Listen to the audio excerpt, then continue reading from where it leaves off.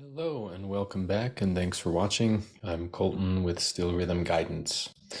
I have deliberated and decided, after some contemplation, to do several several videos on just one core sutta from the Pali Canon. The more I think about it, throughout the course of my whole life, as I deepen more and more into traditional teachings on meditation in general, even just investigation of like the science of neurology, neurochemistry, physiology, our bodies, mental health, which of course has been a big part of my life because I am a survivor of some severe addictions and traumas and all kinds of things. And we all, I think, get curious at some point or another in life, chasing, the endless carrot. It just gets tiring, and you say to yourself, "There's got to be more." And God, there is. And you turn around and you're like, how could I ever not realize how much more there is when you come upon these kinds of teachings? Because craving and desire is an endless road. You live in an infinite existence. And that's, that whole rabbit hole is a part of it. Anywho, because I do this and I go off here and there, and just because of the profundity, depth of these teachings, it's going to be hard to, you can't, especially when talking about the Buddha's teaching, such a deep, profound, awakened mind as he was. When he said one thing, he was saying so much, so much. I've been studying the Pali Canon for years, for years. I purchased the Majjhima Nikaya probably long over a decade ago. Jeez, I'm so old already. 36. Doesn't feel like it. I know I'm not old, but wow, I'm a lot older than I was. And I've been reading these teachings for a long time. And when I first started reading the suttas, it's so easy to brush right over the deep, profound meaning inside of them, which is a big focus of this channel, is trying to really dig into and share what I've gained in reading them, and not just once. I was lucky enough to have a teacher who's like, yeah, no, you don't read those once, you keep reading them. And I mean, you have to. But wow, yeah, I have read some of these suttas, I mean, hundreds of times probably. And I know that's like, ugh, that probably feels like a weight on your shoulders to even think about doing, but it's not out of need, it's out of want, it's out of desire, it's out of a love for them, because because they're so profound. Every time you read them, the monks, every time you read them, they just get deeper and deeper. Monks will chant every morning the core suttas to commit them to memory, because once they're in your memory, you can sort of revert back, and it just keeps getting deeper. It's really amazing. It's kind of mysterious. Like, how could a human being, provide such intensely deep knowledge, because he was enlightened, because he awakened to something that there isn't language for, that there isn't language that can, language doesn't do it. Alan Watts, in a video you can find right here on YouTube, or a video that shares the commentary, he speaks of describing our experiences using language, and how language can't describe human experience. No amount, you can write a book on a single moment, or 5 minutes of being a human. If you're describing, every level of experience that the senses are going through, language betrays us. It betrays us because we think we're using it to impart our experience, and we're not. It's being interpreted through the experiences of the other, the person we're trying to communicate with. And even one word, the way we learn a descriptive word, it's through our lens. So Alan Watts, he sums up by saying, language is scrawny. And I love the way he says that. And when I heard it, I was like, ah, It's a perfect way to describe language. It's scrawny. It's not what we think it is. Um, it's only a tool, to impart an experience that has to be understood intuitively by the listener. And that's your duty. That's my duty in studying these teachings. That's everyone's duty in connecting. And the degree to which you exert your effort and your will to intuit from the world, from others, is the level to which you will be satisfied by your connection. I'd say I'm sorry, but we're all in that boat together. Anyways, back to the teachings. So much profundity in each for me each time I read them. So I'm going to get into the Anapanasati Sutta. This is the Sutta of mindfulness of breathing. There's so much depth in this one sutta. In each of the suttas, really, each aspect of the Buddha's teaching, he's really talking about the same thing from a different perspective. So in each sutta is the entirety of it, if you can only comprehend. And of course we can't. If we were fully comprehending what the Buddha's trying to teach, we would be enlightened.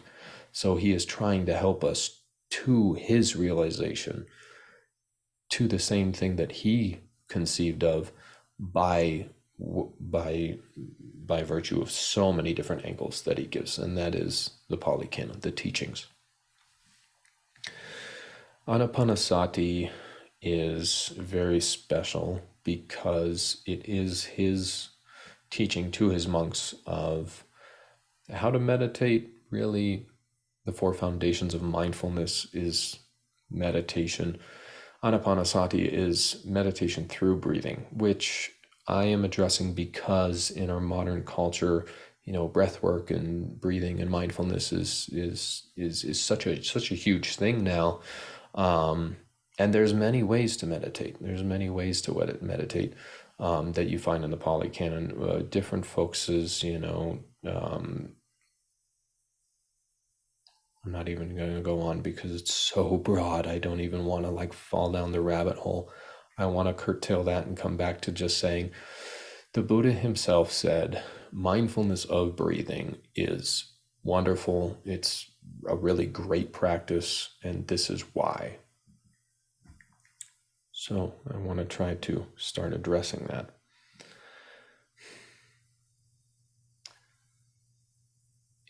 In the sutta, as it goes,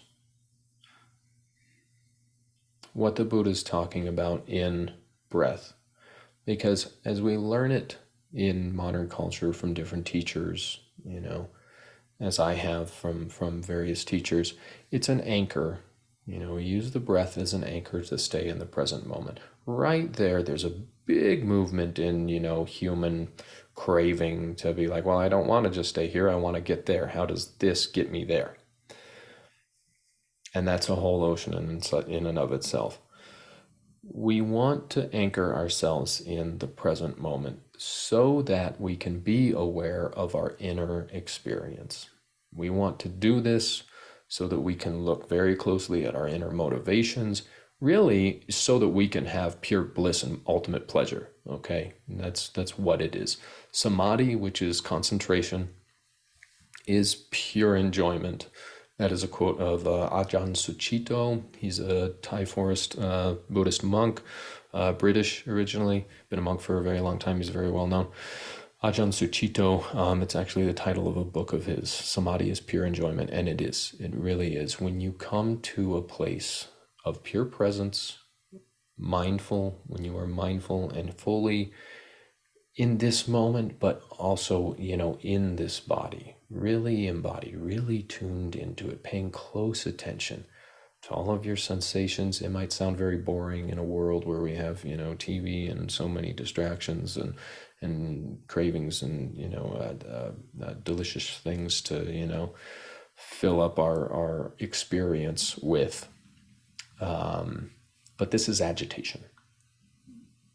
All these things that we can be doing, they agitate the mind. When there's less in the mind can clearly comprehend something. When we develop this, it can start to clearly comprehend when we are out in that maze of the world, or when a lot of things are going on without being overwhelmed by it.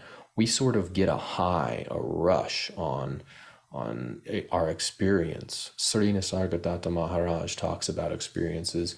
We crave experience. It's not that we crave this or that. Sure, we do. You know, if you're a smoker, you crave a smoke. If you're an addict, you crave your drug of choice or whatever it is. Just by nature of living, we crave food because it keeps our body alive and we're rooted in our body. Our body is our vehicle for existing. You know, when the body dies, we're not here anymore. We don't really know where we are, or if we are. We don't need to get into that. The point is, it's a part of living that craving is here. So you can't all the way get out of it, right? You know, without the body dying. And monks talk about this. They talk about, you know, we have to eat to survive. And they make an affirmation every day to say, I'm going to eat because I have to, and that's the only reason. I'm not going to eat to enjoy it. I'm not going to eat, and not because they're trying to punish themselves, but because the mind wants to run and chase it. You know, it wants to derive its pleasure from it. That pleasure, because it is external, it will fail you. It will be there today and it won't be there tomorrow. And because of that, you will suffer. There is a deep well within the human heart that is endless. When we withdraw the senses, when we withdraw our searching outside, we do find a fractal representation of the external. You know, I'm not going to get into some kind of weirdness here, but there's infinite joy. There is the possibility of infinite and absolute joy in here when there's not lack, because craving is lack. To want means to not have something just as good. Grass is always greener on the other side, sort of thing. Let's water the inner grass. That's really the core of the Buddha's teaching, to let go of what is outside to the point, you know, when the mind isn't reaching out and it's just present. If you've never had the experience, there's no way to explain it, but sit and meditate until you've at least gotten a taste. And that well, oh, it just goes deeper and deeper. The more you can steady the mind, the more inner pleasure you derive. And this is not some inner addiction. That's just a part of it. The Buddha talks about this and he says, you'll get stuck there. Don't get stuck there. Just use it as a tool. The point is to understand things. When we calm the mind down and it's not agitated by our wantings, we see more clearly. We see what he says is right into the essence of reality. That is what he is directing us to. And he's saying that the doorway to it is in your desires and your craving. So, Anapanasati Sutta, mindfulness of breathing. A big part of the sutta, the way the sutta starts is, Buddha says, this is how it's done, monks. You stay with your breath. He actually says when you breathe in long, you know it. As you breathe out long or short, whether you're breathing in deep or shallow, whatever it is, you're aware of it. You're in tune with it. Mindfulness. It actually starts, you establish mindfulness in front of you. And what does that mean? I liken it to arriving. We hear this in guided meditations. Just fully arriving where you are in the here and now. Letting thoughts go. And anchoring the attention in the breath. This brings you into a really calm state, a state where we're not agitated, we're not for or against, we're a clean slate where we can receive an impression in a completely unbiased way. This state is extremely pleasurable. The sutta goes on that even before this state naturally becomes pleasurable, the very next stage that the Buddha suggests, it's not really a suggestion, instructs, it's an instruction, is mindful of the breath and then calming the body. We've arrived, we're present, and now before the mind starts running off, we stay, we keep deepening in. If we keep breathing, we're going to already, our body is going to loosen up. But he's saying direct your consciousness to the body and influence it to calm. A lot of guided meditation instructions follow suit with this, whether the teachers of them know or not. This was the Buddha's angle in doing them, is that, relax your body, get aware of places of tension. For me, it's always the forehead in between the eyes, release around here, the meat and the muscles around your eyes. We hold so much tension in this sense door.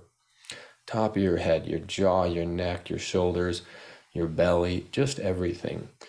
I like to say, you see all the muscles in your body as snakes coiled and tightened up, sort of like around Amma's egg. Like, it's delicate, you need to loosen up to keep that egg alive. We need to stay steady and calm. This is what the teaching is. Something big happens for us when we sustain this calm. So all those coiled snakes of muscle, let them uncoil. Let the entire body uncoil. So we're breathing, we're mindful, we're present here. And now the Buddha says we're turning towards the body and we're calming the body. He uses the term, or at least Bhikkhu Bodhi, who translates into English this sutta. I don't know the actual Pali term that's being used, but he translates it, I trust him, he's a good monk, as tranquilize. And Buddha is saying, tranquilize the body. Consciously tranquilize it, which I and so many teachers take as relaxing all the muscles. So that's the stage we're at now. Relaxing the whole body, tuning into it, turning towards it, noticing it in this moment. The next stage from there, we have a calm body, present. We're letting the ebb and flow, the rhythm of the breath, sort of soothe us along through this present moment. Mind's going to come up, it's going to pop up, it's going to try and pull us out. We just drop it and come back to this without the agitation. Remember what we're doing. It's just this simple. It's just this simple. Relaxing, calming to sustain this energy of calm presence. The next stage is also tranquilizing the mind, because that's what comes next. We arrive, we breathe, we calm the body. The mind is going to get pissed off because it's restless and it's greedy, and it's, I don't want to say that we're all greedy and we're all monsters.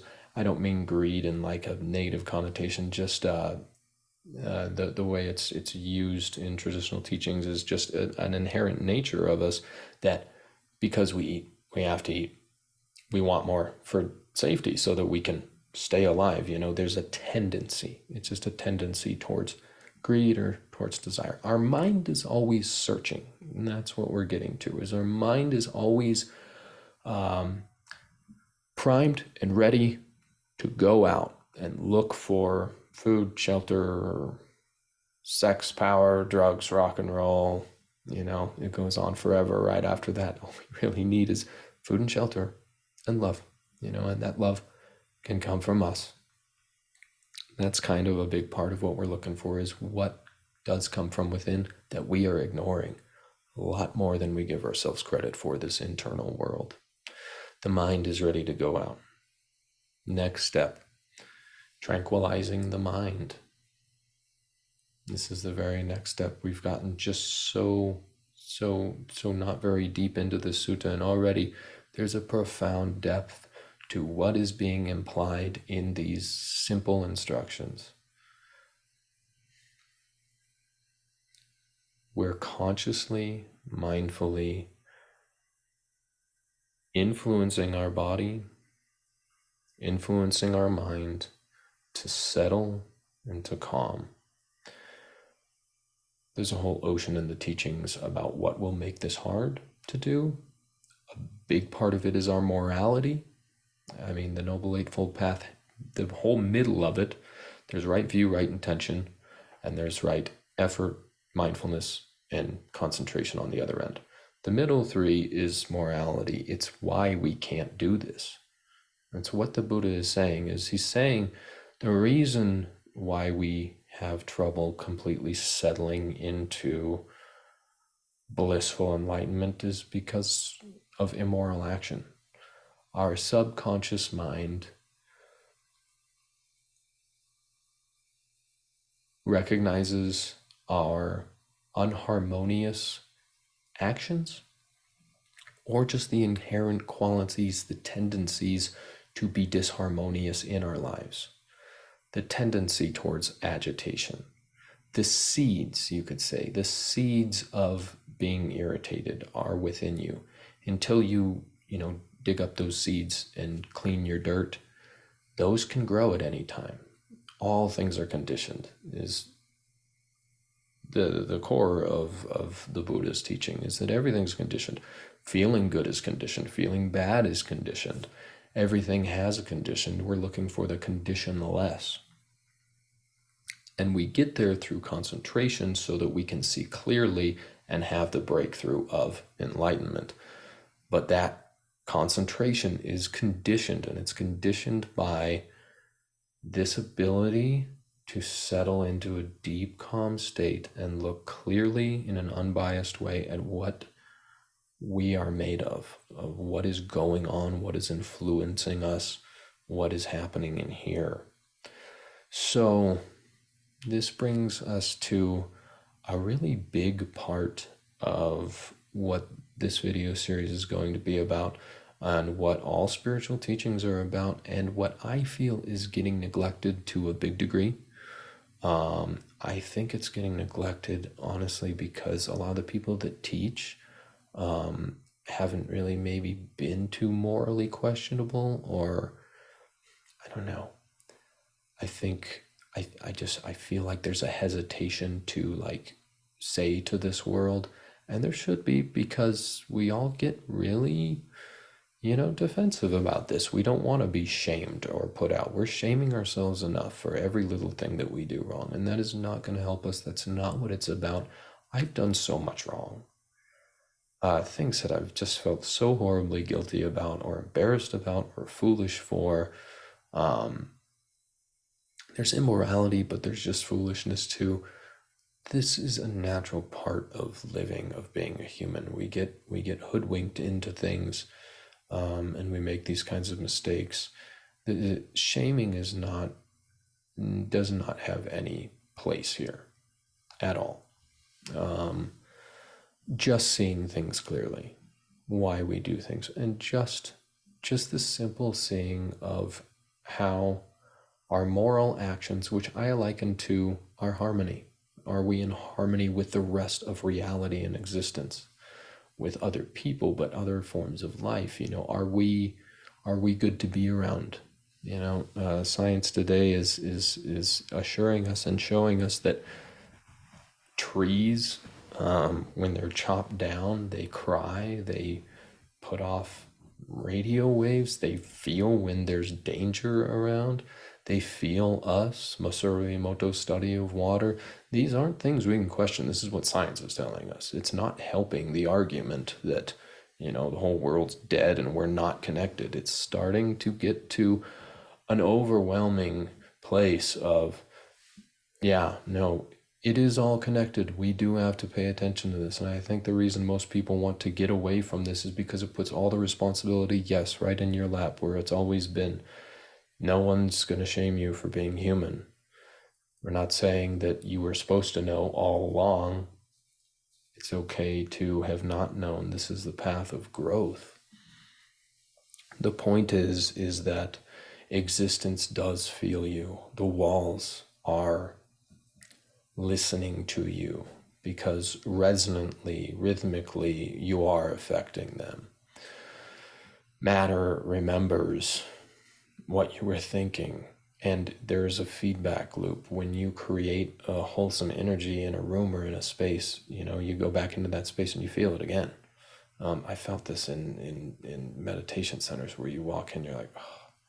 And it's a subtle energy. There's a lot of talk of subtle energies in our modern culture, and this is what it is. We have to attune ourselves. We have to settle our energy well enough to first be able to feel that subtle energy. And then we need to learn to have trust in the fact that our feelings are correct and true. And it takes seclusion from the world to get calm enough to develop this ability, this natural inborn human ability to be very delicately aware of these subtle energies of the heart.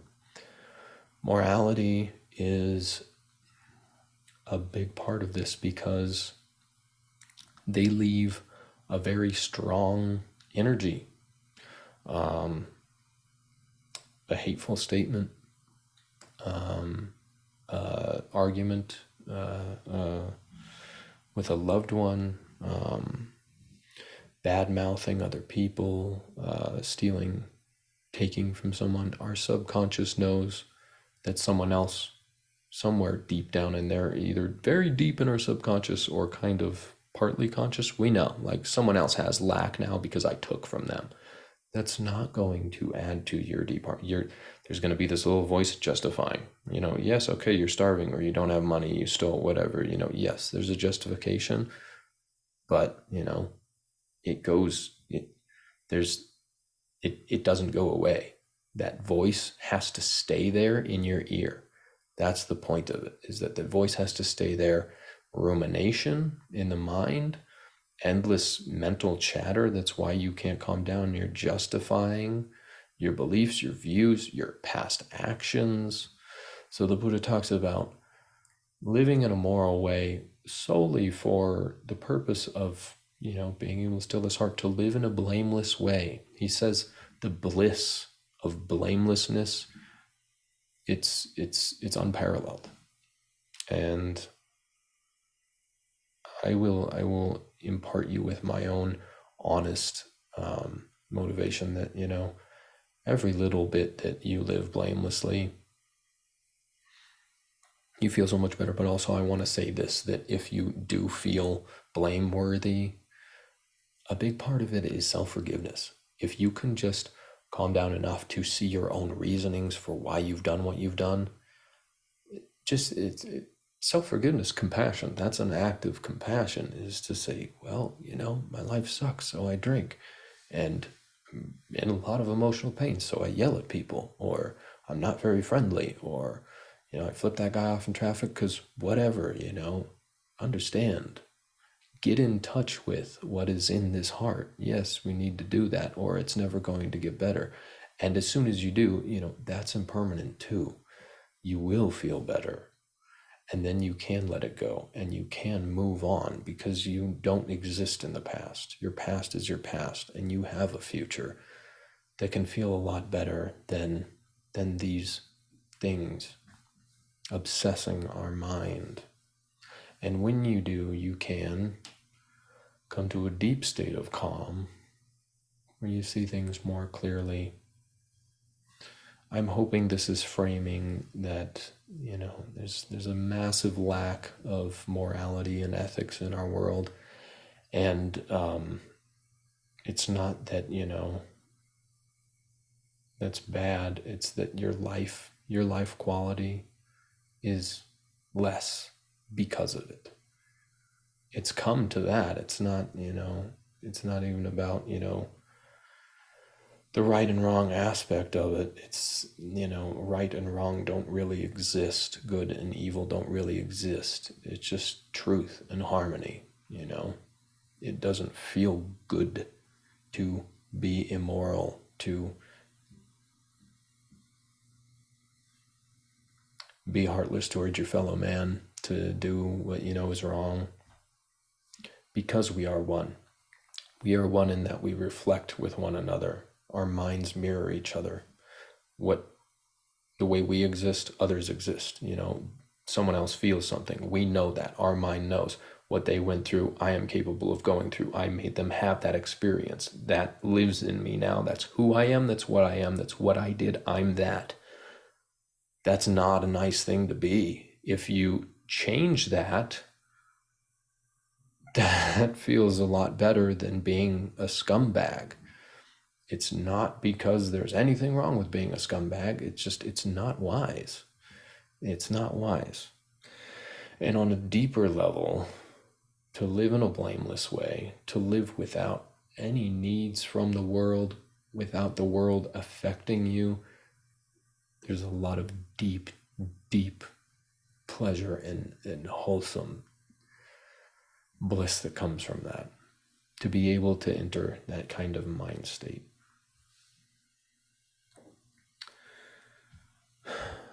So, in the Anapanasati Sutta, we've now come to the place of tranquilizing the mind, ethics and morality's influence on this ability. Breathing in, arriving here. Breathing in, we're aware of our breath. Releasing the body, calming the body. Becoming aware of the mind now and calming it too. The mind and the body, soothed by the breath, calming them both. The next stage is gladdening the mind. Just sort of nudging your mental stream towards happiness, towards joy.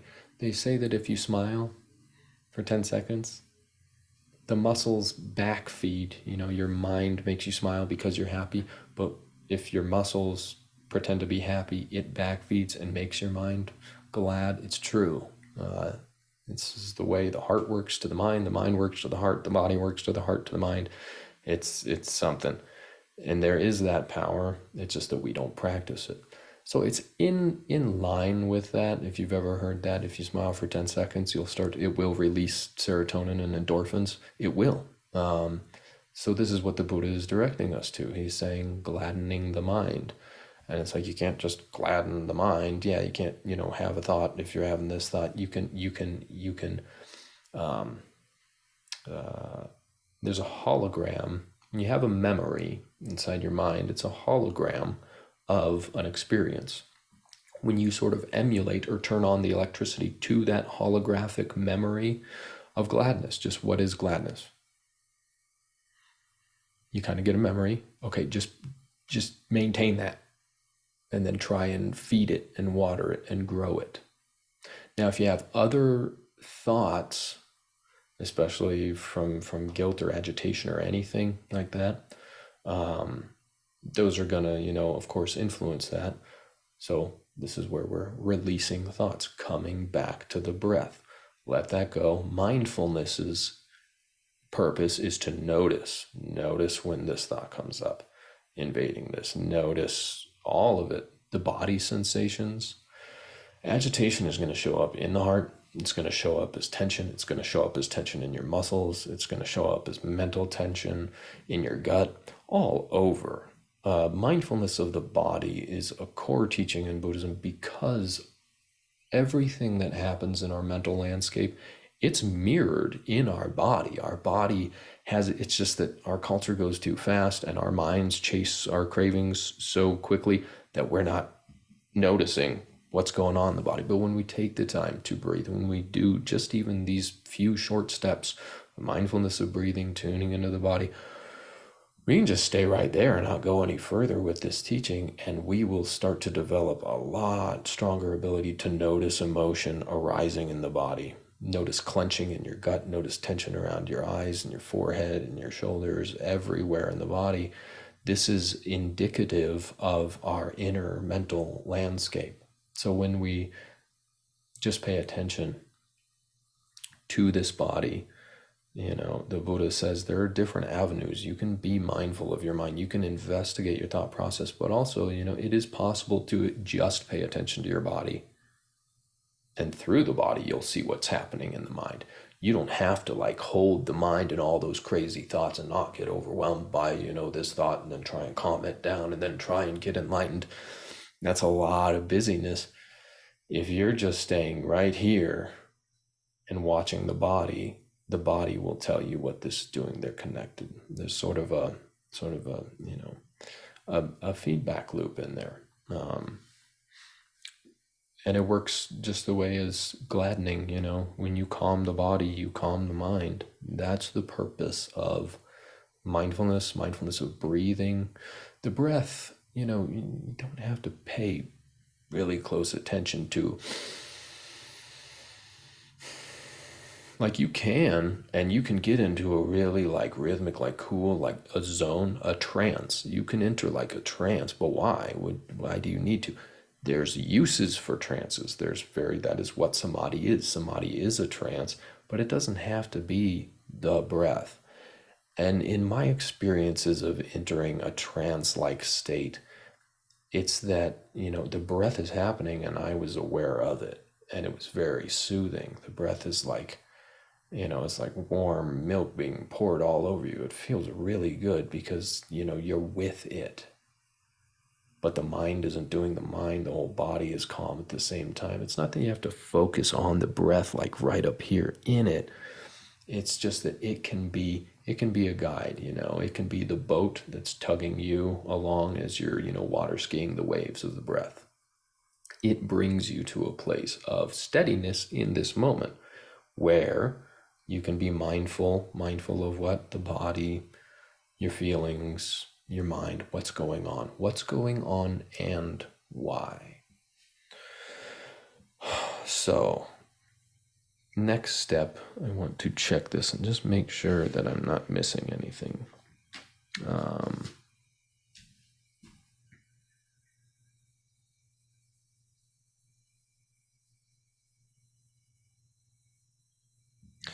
So there's a space in the suttas where, in this sutta, tranquilizing the body, and the Buddha actually goes to feelings. He goes to, now I'm going to bring up a feeling of rapture, a feeling of joy and pleasure in the body. And then it goes to mind, and tranquilizing the mind, and gladdening the mind, which I kind of skipped over, and I'm sorry for that. After the calming of the body, it's the same as, the calming of the mind, and then the nudging it towards gladness. We do that with the body too, to have the body not just calming the body, but then to nudge it to feel good.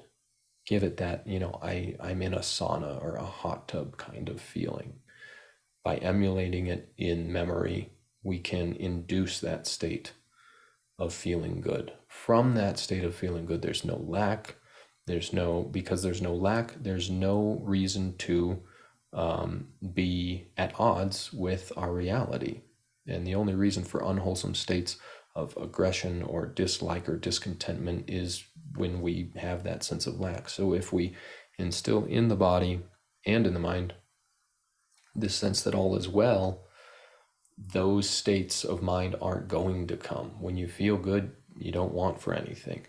It's not about the feeling good. We use the feeling good. We train ourselves to be able to feel good when we're meditating, when we're in our place where we can be secluded and enter a trance, enter this zone, so that we can maintain a mindset that's unafflicted by other things. I'm going to stop this session there. In the next video, I'm going to dive straight into how what we've talked about so far is fulfilling all four foundations of mindfulness, which is the ground, the four places where mindfulness is. It's the essence of meditation. It's all included in anapanasati, in mindfulness of breathing, which is why the Buddha said this is a great way to practice to achieve this goal. After the four foundations, he describes how once we've fulfilled these four foundations, when we are practicing sort of all four of them at once, all these things are happening for us. You can focus on one. All of them can happen at the same time, though. And when that happens, they fulfill what is known as the seven bojjhangas, the seven factors of enlightenment, these seven energies that have to arise one by one before you can really start to get really deep and have insights, profound insights.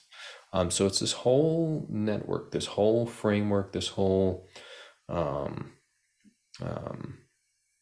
schematic of what we're building in our mind state that leads to, this environment where, it's like chemistry. This is where alchemy kind of came from, was what we do to our heart and our mind. We're providing this clean zone where something special can happen, because if there's too much, pH or whatever, this won't happen. This is what we're trying to get to. So I'm going to stop this here, and we will move on to the next section in the next video. Thanks for watching.